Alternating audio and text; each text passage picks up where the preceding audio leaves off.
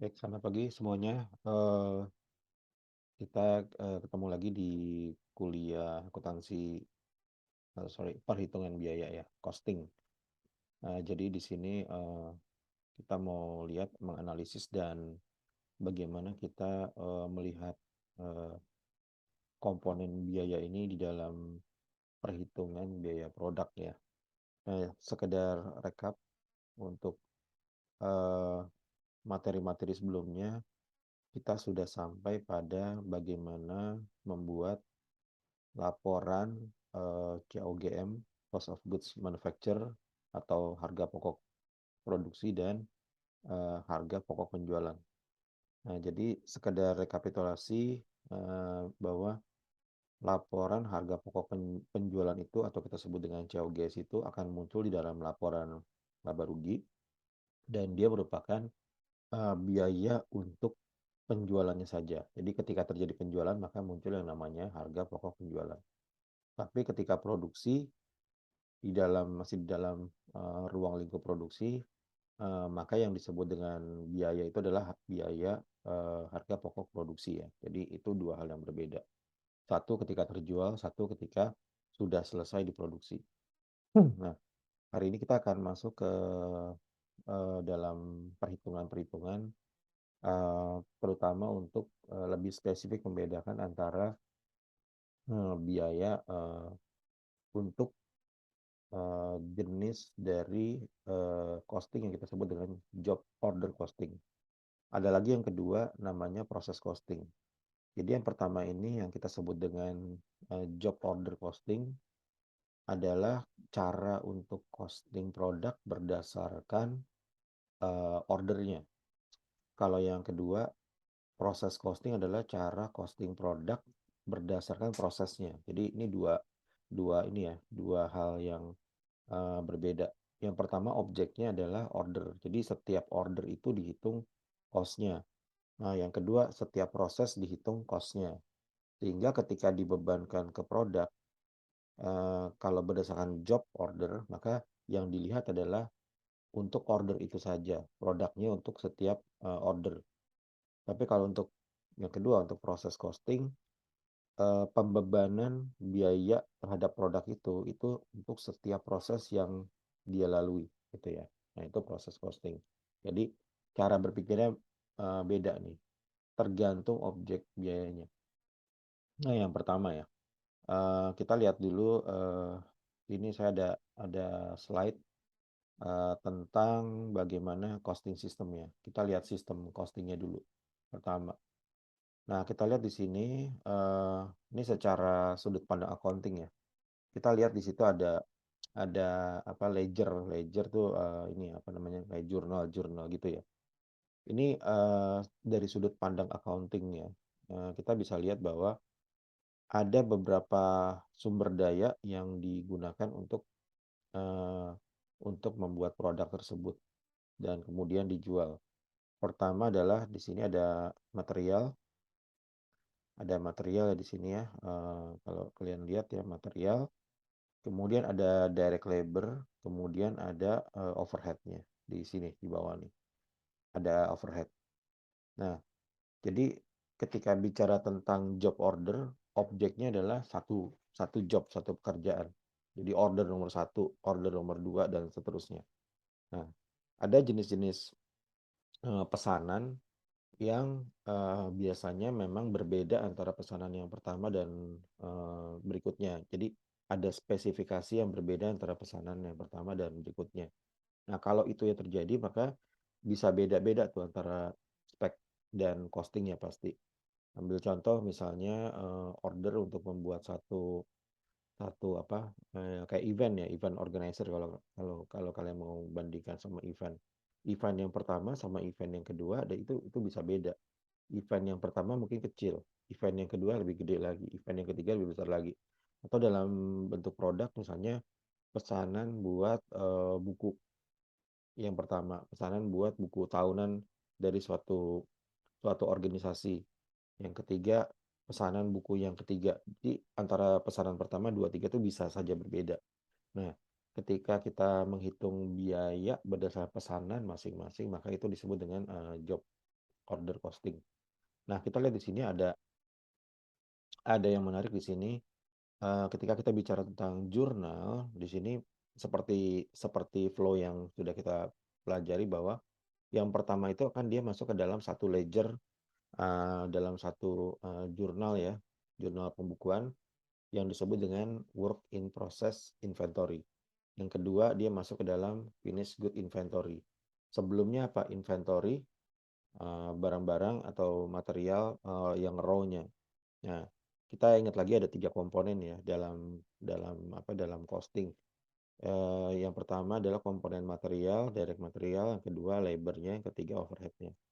Nah, kita bisa lihat di sini, bahwa, eee, ketika WIP inventory itu, eee, kiri kanan kan ledger ya, ada yang masuk, ada yang keluar, ya kalau dalam istilah accounting ada sini ada debit, ada kredit ya. Kita nggak usah pikirin debit kreditnya dulu, tapi kita lihat bagaimana, mengalir, biaya tersebut. Nah, pertama ketika ada material, labor, dan overhead itu masuk, dia akan masuk ke sini nih, ke yang ruas kirinya nih. Nah, kemudian ketika udah selesai, udah masuk dan diperlukan buat produksi, dia akan flow ke berikutnya, ledger yang berikutnya adalah, eee, WIP, work in process. Kemudian kalau dari WIP itu diproses dan udah selesai, dia masuk ke, finished good inventory.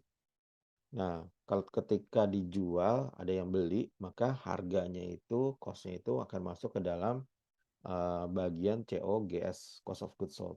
Nah, jadi ini ada transfer biaya dari depan sampai belakang ya. Nah, ini dia dipahami sebagai flow yang, kita kita, jadikan jadikan satu satu rujukan ya. Oke. Nah, itu, kaitannya dengan flow, biaya dari ujung, ketika ada, inventory yang material, raw material, kemudian inventory buat, work in process, kemudian, finished good. Nah, jadi ada biaya mengalir. Jadi itu sebenarnya ya simpelnya nih ada streaming ya, stream dari biaya, sampai ketika dijual. Nah, ketika, barang itu dijual pasti ada, selisih antara cost yang kita, kita akui di manufacturing, kemudian ada selisihnya dan ini menjadi, profit-nya. Jadi antara harga jual yang di disetujui oleh pembeli dengan harga yang diproduksi pasti ada selisihnya. Nah, itu yang namanya, selisih atau margin atau profit. Jadi ya di COGS itu adalah harga sampai dengan barang itu terjual. Kalau harga jual itu adalah yang dibebankan pada konsumen. Nah, seperti itu. Oke, kita lanjut ya. Kita lanjut, ke, sebentar, terus ke sini ya. Nggak salah sampai sini terakhir ya. Oke. Oke, kita lihat di sini. Nah, oke. Coba kita lihat di sini. Job order costing itu mengakumulasikan direct cost dan indirect cost untuk membuat suatu produk atau suatu order ya, suatu pekerjaan atau suatu job atau suatu order. Yang di-assign apa? Yang di-assign adalah, eee, direct cost. Direct cost ada 2, direct material sama direct labor atau, eee, bahan langsung dan, tenaga kerja langsung. Nah, ini sekali lagi harus refer lagi ya, yang disebut dengan direct material itu adalah material yang membentuk si produk akhir tersebut. Ya, jadi yang punya kontribusi atau sangat penting untuk membentuk si material tersebut, barang tersebut. Labor yang disebut dengan direct labor adalah labor yang memang terlibat langsung di dalam proses, eee, manufacturing-nya atau proses untuk pembuatan produk tersebut. Nah, kemudian ada lagi satu komponen yang ketiga yaitu yang namanya overhead.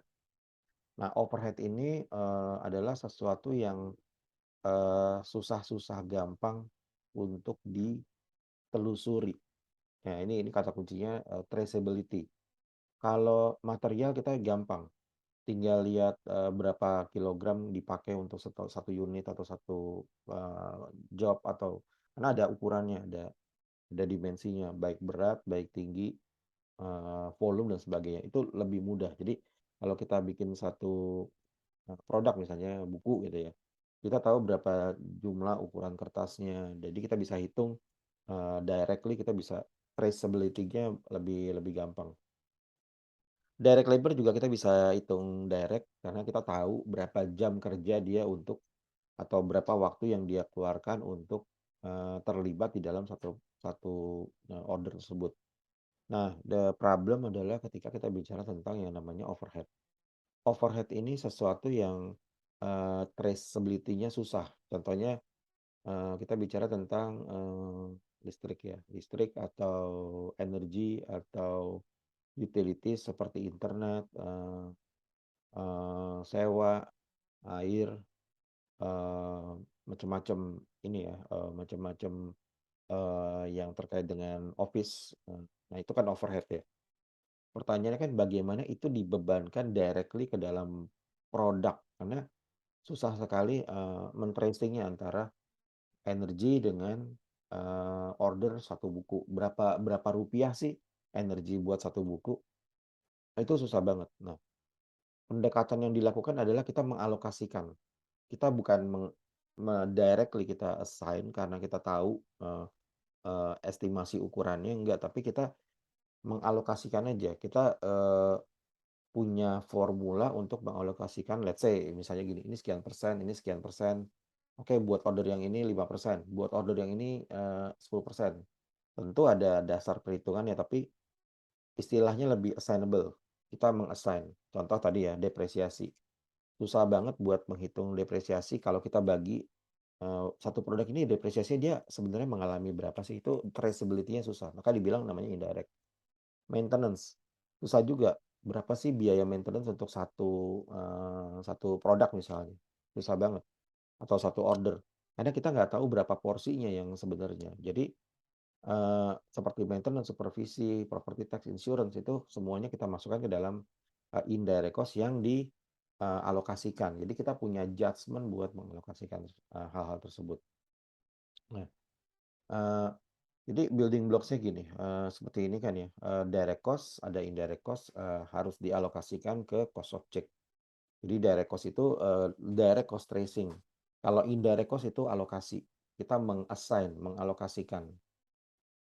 Nah, jadi beberapa step ya, ini kalau menurut buku Holmgren ini menurut saya simpel buat kita menghitung berapa sih biaya per order. Jadi order costing dulu nih yang pertama. Pertama, identify dulu cost objeknya. Yang kedua, identifikasi direct cost-nya. Yang ketiga, bagaimana kita memilih basis alokasinya. Yang keempat, mengidentifikasi indirect cost-nya. Dan kelima, mengidentifikasi berapa berapa rate per unitnya untuk indirect cost-nya ya. Kemudian indirect cost-nya dihitung dan kemudian kita totalkan antara direct sama indirect. Nah, kenapa tadi kayaknya agak banyak yang indirect ya? Ya karena itu tadi, tidak bisa secara langsung dialokasikan. Kita nggak tahu berapa formula pastinya untuk membuat satu, misalnya satu kursi, satu laptop, satu order buku, satu order mobil, itu sangat susah buat indirect, itu susah. Untuk apa, untuk bisa mengalokasikan biaya listrik, biaya air, biaya utilities, depresiasi, asuransi, dan sebagainya. Maka digunakan formula alokasi. Nah, kita coba lihat dari satu soal dulu ya. A manufacturing company is planning to sell a batch of 25 special machines. Jobnya nomornya 650 to a retailer for 114.800. Jadi dia akan jual, berarti 114.800 ini adalah nilai jualnya. Nah, sekarang kita lihat direct cost-nya berapa. Direct cost-nya yang di sana adalah material 50.000, manufacturing 19.000. Itu simple, gampang. Kita bisa langsung dapat komponennya untuk order tersebut. Nah, the problem adalah ketika kita bicara tentang overhead. Nah, kita lihat di bawahnya. Nah, dasar alokasi overhead-nya adalah mesin hours. Buat job yang ini, order nomor 650 ini, dia menggunakan 50 mesin hours. Nah, sekarang lihat ada komponen berikutnya. Ada 2.480 mesin hours digunakan untuk semua pekerjaan, bukan hanya 650 ya. Ada 651, 652 dan seterusnya. Jadi semuanya itu totally ada 2.480 job mesin hours. Nah, total manufacturing overhead itu 65.100. Ini termasuk semuanya. Jadi ini komponen yang ketiga ya, material, labor, yang ketiga nih, manufacturing overhead. Ada depresiasi, indirect material, maintenance, asuransi, utilities, pajak, dan sebagainya. Nah, yang ditanya adalah berapa sih gross margin untuk pekerjaan ini yang nomor 650 ini? Dan berapa sih gross margin percentage? Ya, kalau kalian tahu udah gross marginnya, kalau persentasenya gampang, tinggal dibagi sama penjualannya berapa gitu ya. Oke, ini soal buat ininya ya, buat apa pemahamannya ya. Nah, sekarang kita lihat general approach-nya. Satu-satu. Kita akan menjual 25 mesin, itu satu order. Nah, jadi ordernya adalah menjual 25 special mesin. Harganya 114.000 sekian dolar. Oke. Pertama, cost objeknya apa? Nah, tentuin dulu. Cost objeknya adalah pekerjaan nomor 650. Kita nggak bahas yang 651, 652, dan seterusnya. Kita hanya bahas job order nomor 650. Terus sekarang apa aja komponen biaya yang termasuk di dalam job 650? Pertama, direct material 50.000. Easy. Direct manufacturing labor, ini pekerja-pekerja yang direct langsung terlibat dalam production 19.000. Udah dua ya komponennya. Yang ketiga. Nah, yang ketiga ini overhead kan. Tadi dibilang overhead itu dasar perhitungannya adalah mesin hours. Coba kita lihat. Berapa mesin hours yang digunakan di 650, di job 650. Ada 500. Semua pekerjaan itu mesin hours-nya 2.480. Jadi 500 itu adalah bagian dari the whole mesin hours yang ada di semua pekerjaan yang berlangsung. 651, 652, 553, dan seterusnya. 650 is one of the jobs ya. Nah, jadi kalau kita tahu 65.100 itu the whole cost buat manufacturing semuanya, untuk overhead semuanya, maka 500 itu kan sebenarnya adalah sebagian aja. 500 sebagian dari 2.450 mesin hours yang menjadi basis gitu ya. Dan total cost itu 65.000. Jadi kalau dihitung secara proporsional, satu mesin hours itu meaning kalau kita bilang sebagai satu acuan adalah harganya adalah $26,25. Dari mana? Total overhead kita bagi 2.480 mesin hours. Jadi kalau kita bandingin nih, total overhead dengan mesin hours, satu mesin hours itu artinya sama dengan bisa diekuivalenkan dengan 26,25 dolar satu mesin hours. Oke, sampai sini oke ya. Nah, kita balik lagi. Order nomor 650 itu mesin hours-nya itu dia makanya 500. Jadi kalau satu mesin hours adalah 26 sekian dolar, maka si order nomor berapa tadi? Order nomor 650 ini ordernya dia menggunakan overhead itu secara satu order adalah 13.000 sekian. Karena dari mana? Proporsional dari overhead-nya diambil sebesar persentasi berdasarkan mesin hours-nya. Jadi mesin hours-nya ini jadi basis alokasi ya, sekali lagi ya. Mesin hours sebagai basis alokasi.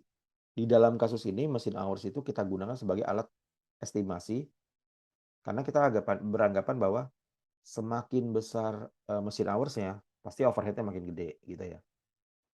Jadi ini dasar asumsinya. Di kasus lain ini bisa berbeda. Jadi setiap overhead itu punya dasar alokasi masing-masing. Nah, di dalam kasus ini, overhead itu dihitung alokasinya proporsionalnya berdasarkan mesin hours. Oke, sampai sini dapat ya bahwa dia menggunakan 500 mesin hours sehingga cost overhead-nya dialokasikan dibagi-bagi sebesar 13.125. Oke. Nah, jadi kalau kita total buat job yang nomor 650 ini, tadi materialnya 50.000, direct labor-nya 19.000, factory overhead 13.125. Jadi in total seluruh biaya-biaya komponen produksi itu 82.125. Itulah COGS karena inilah biaya yang ya dia akhirnya ngelewatin ini ya, nggak usah dipikirin lagi WIP-nya, semuanya berarti yang dia bikin ini udah mau dijual ke customer. Nah, harga jual customer itu 114.000. Jadi kalau di COGS-kan adalah 82.000, maka kita mendapatkan gross margin 32.000. Itu adalah gross margin atau laba kotor untuk satu order nomor 650. Order 651 lain lagi, 652 lain lagi. Gitu ya. Nah, berapa sih persentasinya? Gampang, persentasinya tinggal dihitung kalian bagi berdasarkan eh, nilai dari penjualannya. Jadi kita dapat untung 32.000 dari nilai penjualan 114.000. Meaning kita punya 28%, tepatnya 28,5% gross margin percentage. Oke, baik. Nah, ini contoh nomor satu ya. Jadi kita dapat dari mana dokumen-dokumen atau kita dapat dari mana data-data tersebut untuk setiap pekerjaan. Di job nomor 650 ini kita punya satu form daftar dari seluruh komponen biaya. Namanya job cost sheet. Ini yang biasa terjadi di traditional manufacturing. Tapi kalau kita sudah ke modern manufacturing, mungkin ini udah by system, udah langsung terdata di dalam sistem costingnya. Jadi udah nggak bikin-bikin form lagi. Udah masuk otomatis begitu kita masukin order nomor 650 itu materialnya nomor 1, nomor 2, nomor 3 itu langsung masuk ke dalam sistem. Yang ngitung sistem bukan kita, tapi paling nggak kita tahu cara untuk dibalik apa namanya algoritma untuk ngitungnya. Itu yang penting seperti itu. Kalau praktisnya ini udah nggak ada lagi mungkin yang sifatnya udah form, mungkin uh, udah sangat jauh berkurang ya. Oke, nah ini kartu harga pokok yang sangat tradisional ya, tapi sekarang ini udah diadopsi di dalam sistem. Pertama biaya bahan baku, kedua tenaga kerja, kemudian yang ketiga overhead.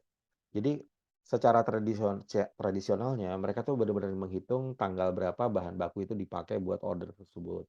Jadi ada catatannya.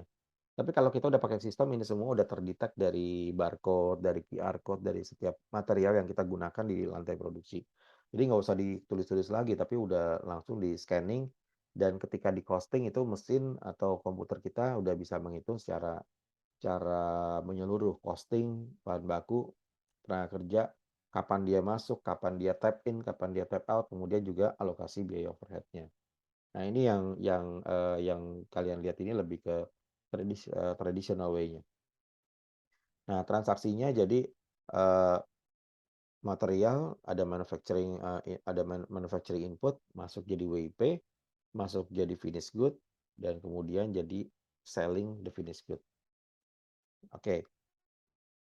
Itu gambaran mengenai job costing. Nah,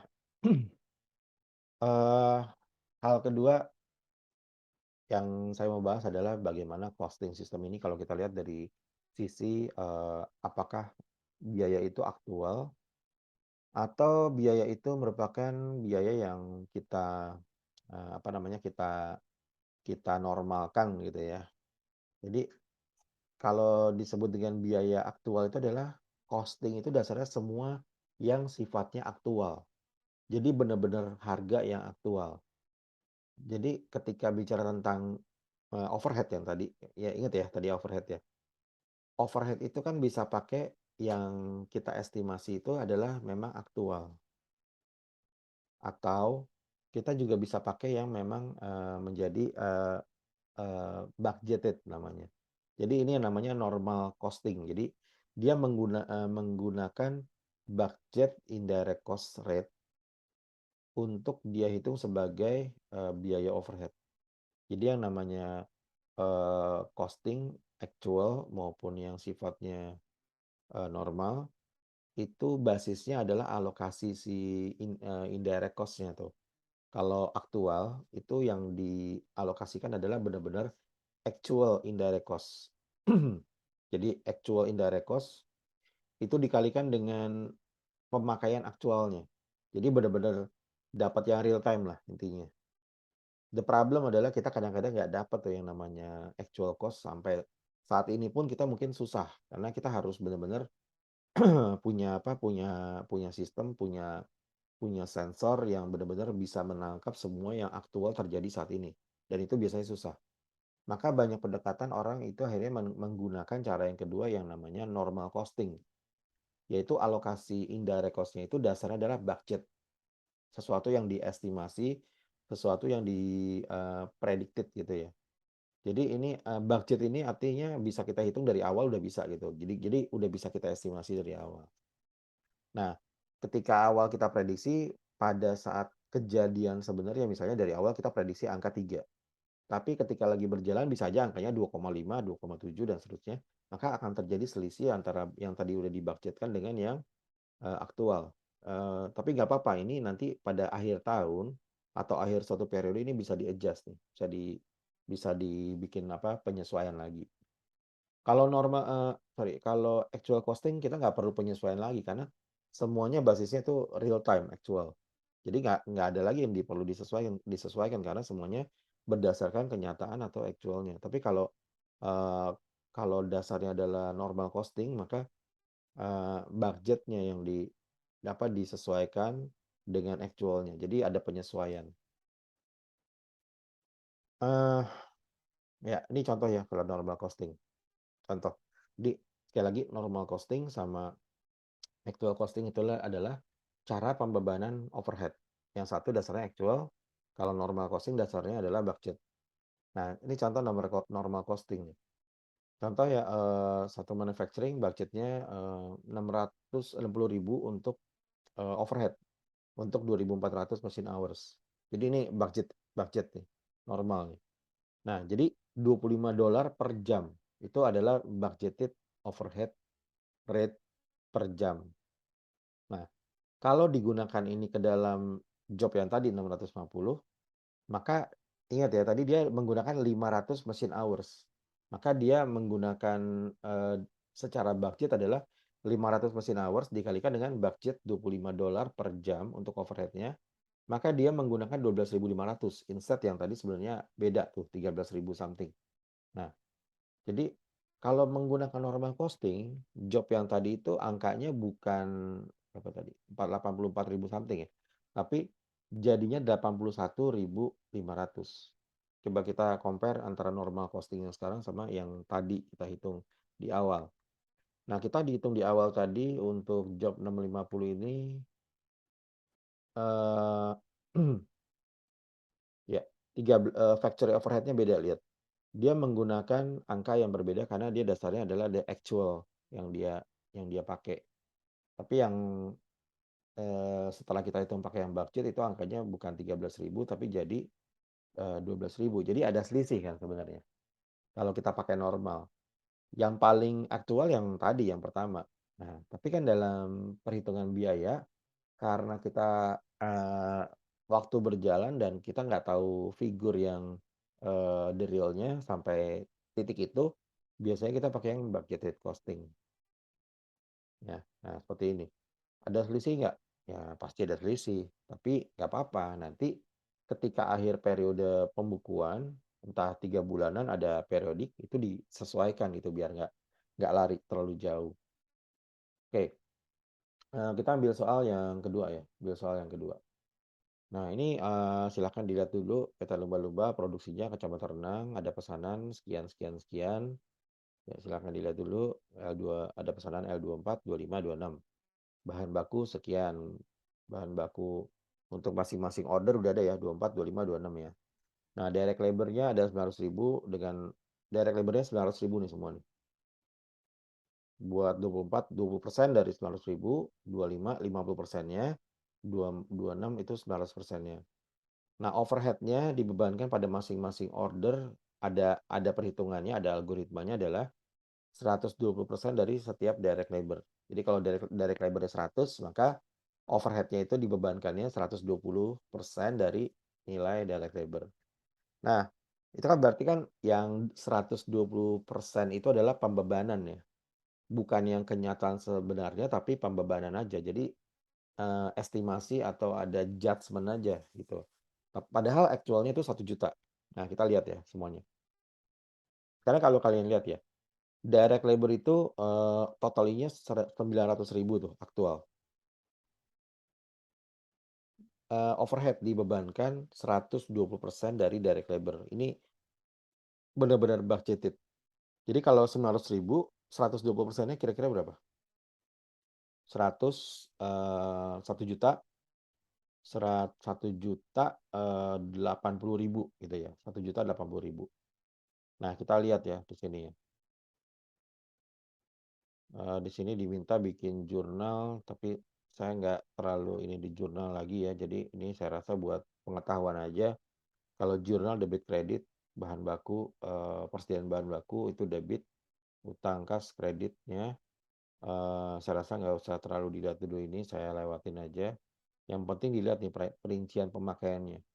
L24, L25, 26 itu bahan bakunya, 750.000, tapi WIP, saya direct labor-nya 900.000. Jadi bahan bakunya itu totalnya 750.000, direct labor-nya totalnya 900.000. Nah, yang menjadi menarik adalah yang di bawah sebenarnya, kalau kalian lihat. Kalau pakai normal costing itu, FOH dibebankannya itu 1.080.000. Dari mana? 900.000 kalian kali dengan 120%. Ya direct labor kan 900.000 dikalikan, dengan 120%, jadinya 1.080.000. Aktualnya 1 juta. Berarti ada selisih sebenarnya antara yang dibebankan sama yang aktual. Nah, kalau kita pakai normal costing, kita pakai yang dibebankan. Kalau kita pakai yang actual costing, kita pakai yang sesungguhnya, actual yang 1 juta. Nah, kalau kita lihat sekarang ini, kartu harga pokoknya, perbandingannya ya, ini nomor 24 ya. Ada 3 order kan, ada 24, 25, 26 ya, L24, 25, 26. Yang 24 itu kalian bisa lihat di sini adalah, bahan baku 150.000, terus tenaga kerjanya 150.000, nah overhead-nya 120% dari tenaga kerja. Jadi dia mengkonsum 546.000. Nah, kalau kalian bingung dari mana, lihat lagi, balik lagi ke sini. Satu-satu. Order 24, 25, 26. Masing-masing punya beban material, punya labor, punya overhead. Oke? Sampai situ ya. Nah, jadi kalau kita lihat di sini, kita lihat di sini ya, semuanya ya. Tergantung kita mau pakai normal costing atau actual costing. Nah, kalau kita pakai, kalau kita pakai apa namanya, normal costing, maka akan terjadi, seperti ini nih, normal costing. Kalian lihat material, labor, overhead untuk masing-masing order. Nah, yang menarik adalah di bagian overhead di sini. Ini tuh pakai normal costing, dia menggunakan pembebanan. Dia mengalokasikan dari mana? 120% dari direct labor cost, normal costing. Nah, ketika menggunakan actual costing, beda. Kalau total costing pakai normal itu 1.080.000. Nih ya, di sini ya. Nih, bawah. Tapi kalau menggunakan actual itu sebenarnya cuma 1 juta. Jadi ada selisih 80.000. Nah, apa yang harus dilakukan? Ketika costing nggak apa-apa. Memang bisa aja selisih. Karena kita tahu dari, actual costing itu yang tadi biaya air, listrik, internet, dan sebagainya itu belakangan, karena tagihannya belakangan. Tinggal nanti ketika ketika nanti ada, apa namanya, ada adjustment di akhir periode, maka 80.000 itu harus apa, disesuaikan gitu ya. Jadi kalau di sini kelihatannya apa? Under costing atau over costing. Kalau kita pakai normal costing, ini yang terjadi adalah over costing. Karena realnya cuma 1 juta, tapi kamu bebankan untuk produk tersebut 1.080.000. Maka ada selisih 80.000 itu yang harus ditarik, dikeluarin, dan itu menjadi, ketika terjadi, over costing, kalau dihitung adjustment-nya, maka 80.000 itu harus masuk lagi ke dalam, eee, komponen menambah profit sebenarnya. Menambah profit karena cost kita kan nggak sebesar itu sebenarnya, itu kan logikanya gitu ya. Tapi kalau terjadi sebaliknya, ketika terjadi under costing atau kita bebankannya ya kita bebankannya terlalu sedikit dari yang seharusnya, maka harusnya untung kita, profit kita itu nggak sebesar, saat ini, tapi harus di-adjust lagi, kita tarik lagi, sehingga mengurangi keuntungan selisihnya. Jadi tergantung ya, kalau dia over costing, dia akan nambah, harus di-adjustment dan nambah profit. Tapi kalau dia under costing, costing-nya terlalu rendah, maka profit kamu harus di-adjust supaya, tadi absorb yang terlalu ini ya, apa, terlalu rendah ini. Jadi, tergantung tergantung sekali. Oke, itu, sampai sini, mungkin ada yang mau, tanya lebih lanjut atau ada yang mau mau apa, mau, kasih kasih apa, saran, silakan ya. Nanti akan ada tugas juga buat ini, silakan dilihat untuk, job costing ya. Oke, sekali lagi secara, resumenya, kita bisa lihat bahwa, eee, beberapa hal ya, saya recap ya, beberapa hal ya untuk job costing ya. Bahwa, pertama, job order costing itu akan mengakumulasi biaya untuk setiap order, itu dulu. Objeknya adalah, order. Nah, ini objeknya adalah order, order sekian gitu ya, nomor sekian. Tapi kalau, proses costing yang dijadikan objek adalah setiap prosesnya. Jadi kita mengakumulasi biaya untuk setiap order atau setiap proses. Nah, untuk job costing ini ada 2 cara untuk mengalokasikan overhead yang sifatnya indirect, yang tadi. Kita pakai normal costing atau kita pakai, actual costing. Kalau untuk, material sama labor assume-nya adalah semuanya adalah actual, karena yang memang, terjadi untuk produk tersebut. Tapi kalau overhead itu yang menjadi apa, menjadi, challenge karena biasanya kita menerima data mengenai actual itu, di belakang gitu ya. Jadi kita menggunakan 2 pendekatan, yang pertama adalah pendekatan yang sifatnya, normal costing, yang kedua adalah, actual costing. Kalau actual tuh semuanya actual, itu, real time. Nah, the problem adalah kita kadang-kadang nggak bisa dapat real time, data. Nah, itu actual costing. Yang kedua pakai normal costing. Kalau normal costing itu mengalokasikan berdasarkan budget yang sudah dianggarkan. Jadi kita berestimasi, pasti terjadi perbedaan antara normal sama actual. Nah, perbedaannya itu antara 2, terlalu over costing-nya, alokasinya terlalu over atau terlalu under costing. Jadi di bawah yang seharusnya, di bawah aktual. Kalau over tuh artinya normal costing di atas dari actual. Kalau under artinya normal costing-nya di bawah dari actual. Nah, ini sesuatu yang wajar. Nah, ketika akhir tahun ini harus sama nih, harus di-adjust. Kalau dia under costing, berarti dia harus di-adjust ke actual sehingga dia akan mengurangi profit. Tapi kalau dia over costing, ketika di akhir tahun dia harus di-adjust, diturunin, sehingga selisihnya itu akan menambah profit. Nah, kira-kira itu sebagai, summary-nya. Oke, baik, dengan demikian kita bisa, menggunakan job order costing ini untuk melihat, berapa biaya masing-masing pesanan. Sehingga ketika kita compare sama harga jual untuk masing-masing pesanan, kita bisa melihat apakah ada selisih profit dari setiap pesanan ya. Bisa aja beda-beda nih, pesanan nomor 24, 25, 26 itu punya punya order, punya, profit yang berbeda. Kita bisa hitung tuh profit marginnya baik secara persentase maupun secara, angka profit marginnya sendiri. Baik, itu dari saya. Oke, untuk selanjutnya nanti, silakan bisa dilihat lagi, bisa dicoba dengan, contoh soal terutamanya.